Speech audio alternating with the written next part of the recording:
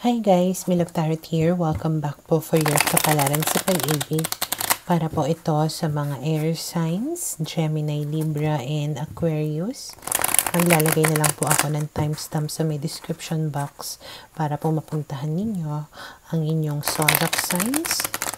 Pero syempre, this is a general reading, kaya hindi po lahat ay makaka-relate. Okay, so we will start po with Gemini. Ano kayang posibleng pagdaraanan ng mga Gemini sa mga susunod na mga araw? Okay, so malaki yung chance na you are dealing with a fire sign, Aries, Leo, Sag. If not, pwedeng merong isang fire sign na darating sa'yo. Parang an option for you, or parang pagpipilian mo between the old one and the new one, okay? Pero mukhang Four of Cups, medyo hindi ka satisfied. Pero ini-entertain mo yung possibility na this can be a new love interest for you, okay? And then we have here the Knight of Coins, the Six of Coins, the Five of Swords, and the Judgment card. So, malaki rin yung chance, no, na i-eksena yung tawag nito, yung isang option mo or yung unang option mo or an ex or previous lover, okay? So, parang magkakaroon ka ngayon ng conflict. Hindi mo ngayon alam kung sino sa kanila yung pipiliin mo. Kasi medyo itong isang tao na ito, this can be the ex or a previous lover, nagsinungaling kasi sa'yo to, okay? Kaya medyo nag-aalinlangan ka sa kanya. Pero mararamdaman mo na itong tao na ito ay biglang ibinibigay sa'yo yung mga pangangailangan mo. Pero sadyang hindi pa rin maalis sa'yo yung ginawa niya. Okay? Kaya we have here the Judgment card. Parang inaalam mo talaga kung ano yung desisyon na gagawin mo. And then we have here the Two of Coins. So this is you still weighing things. Parang sino ba sa kanila ang pipiliin ko? Ano ba ang mas magandang option? And then we have here the World card. And we have here the Ace of Coins. Malaki yung chance na ang pipiliin mo ay yung bago. Okay? Na you will distance yourself from the old or the past love, na parang end of a chapter na. So you are parang willing to start a new chapter in your life with this new person. And then we have here the Chariot and the Nine of Cups. And you might be making talaga the best decision. Kasi mukhang mas magkakaroon ka ng direction or ng progress dito sa bagong tao na to at makakaramdam ka dito ng contentment. And then we have here the Wheel of Fortune, which means nagbago yung takbo ng love life mo for the better. Okay? So for now, ito yung nakikita ko na posibleng mangyari sa mga Gemini.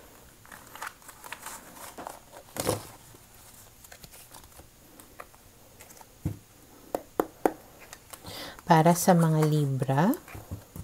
Okay, let's see. Ano kaya ang posibleng pagdaraanan ng mga Libra sa mga susunod na mga araw?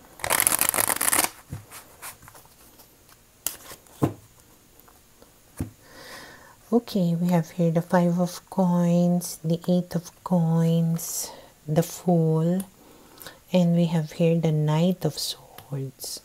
Okay, so kung meron pa rin kayong iniiyakan ngayon, kung meron pa rin kayong mga regrets ngayon, or basta na-hurt pa rin kayo, pwedeng sa mga susunod na mga araw, finally makukuha nyo na yung courage ninyo, or parang masisimulan ninyo na mag-move on na. Okay? Parang sasabihin nyo sa self ninyo na hindi pwedeng all the time umiiyak lang ako. Kailangan na maging masaya din ako.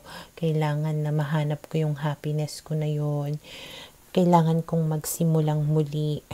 Kailangan ko na alisin na itong mga negativities na nararamdaman ko. Ayaw ko ng problema. Okay? And mukhang determined ka dito to really start moving on with your life.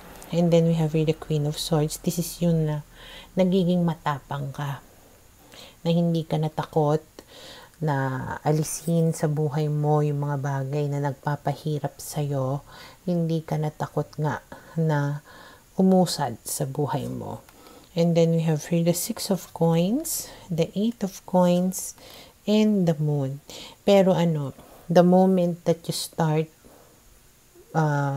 moving on with your life, parang matitesting ka.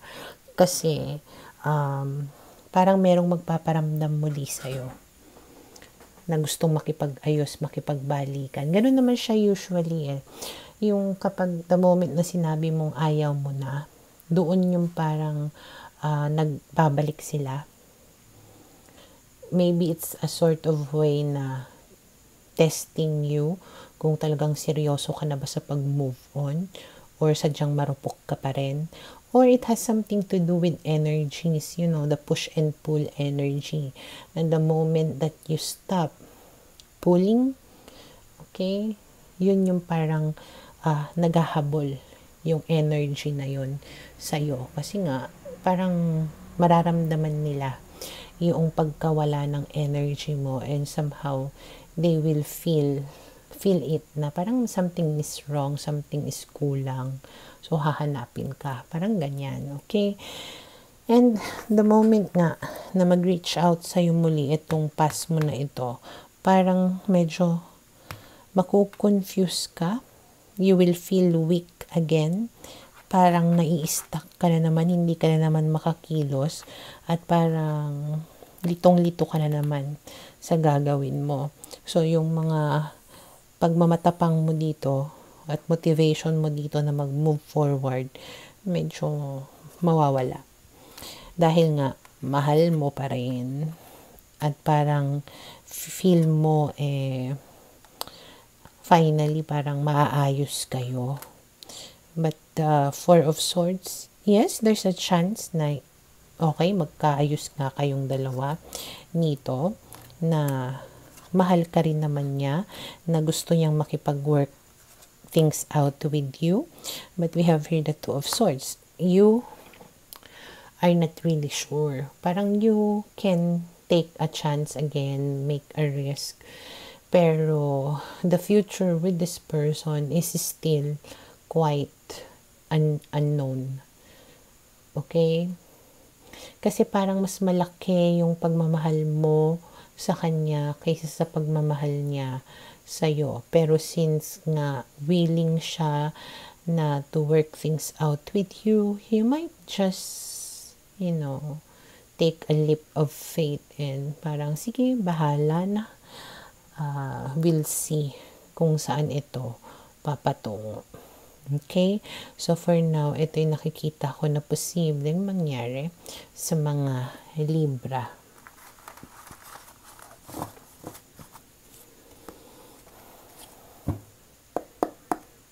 Para sa mga Aquarius, okay, let's see. Ano kayang posibleng pagdaraanan ng mga Aquarius sa mga susunod na mga araw?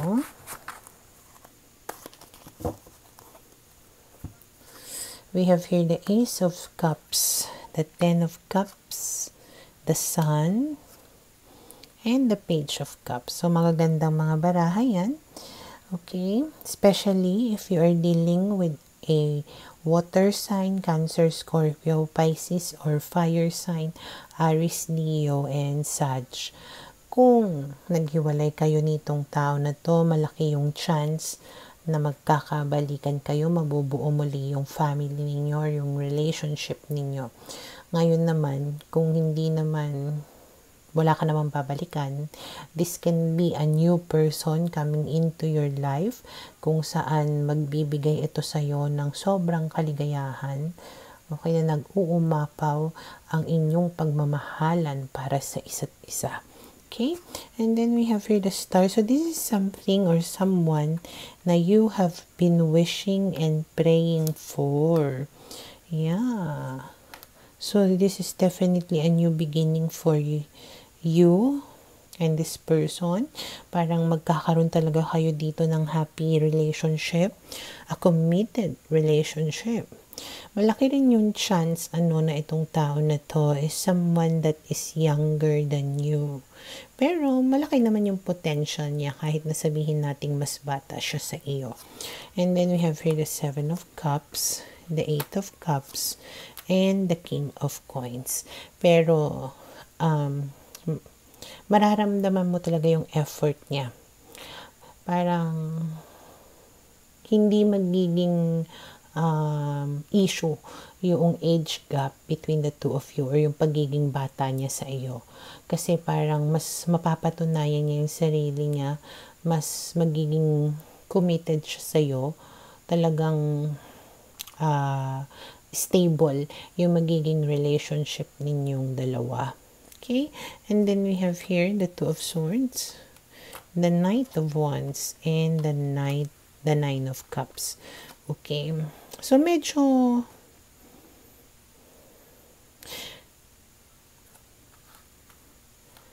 hindi ko alam kung sino tong tao na to na temporarily